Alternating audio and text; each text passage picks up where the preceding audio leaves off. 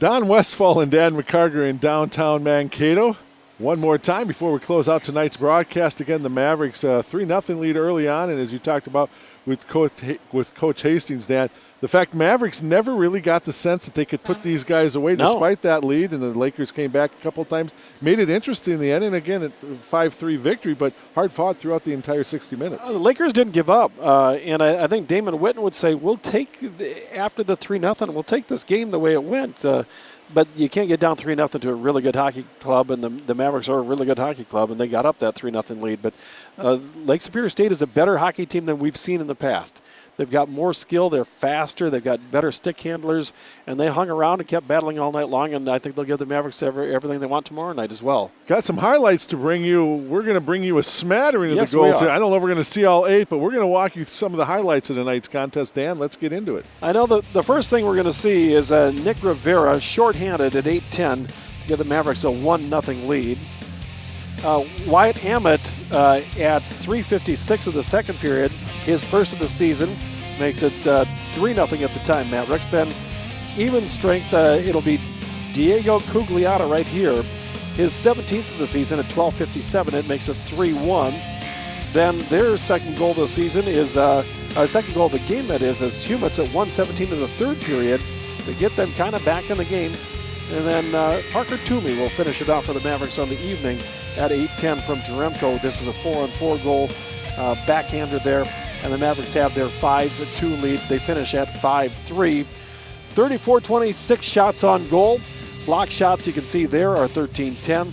Mavericks 1 for 6 in the power play, 0 for 2 for Lake Superior State. See the penalty minutes there, and the Mavericks win the faceoff battle 34-29. Out of town scores, we'll get a chance to look at those. Huntsville wins big over Anchorage tonight. Tech and Bemidji State are tied at 3 in the third. Bowling Green and Alaska coming up. Notre Dame and Wisconsin tied at 3 in the third. And in the final score tonight, St. Cloud shuts out Western Michigan. And the Bulldogs over Miami 4-0. Don, we're going to look at the standings of the WCHA as they stand right now. Take a look there. You see Minnesota State on top, obviously, with 3 more points tonight. So they step up over the 40-point mark with 42. And Dan, I got to mention, I saw the scores.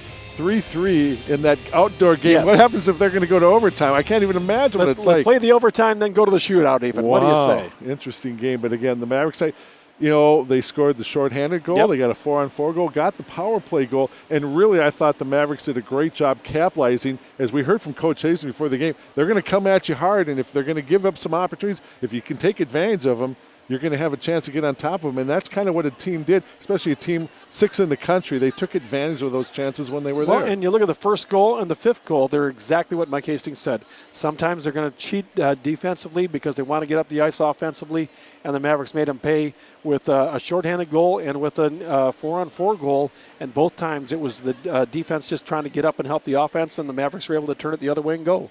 5-3 go. That's what we got here tonight from the Mavericks with that win. Again, 42 points, staying in first place. And we're back tomorrow night. Again, the 7 o'clock pregame show with Dan and myself.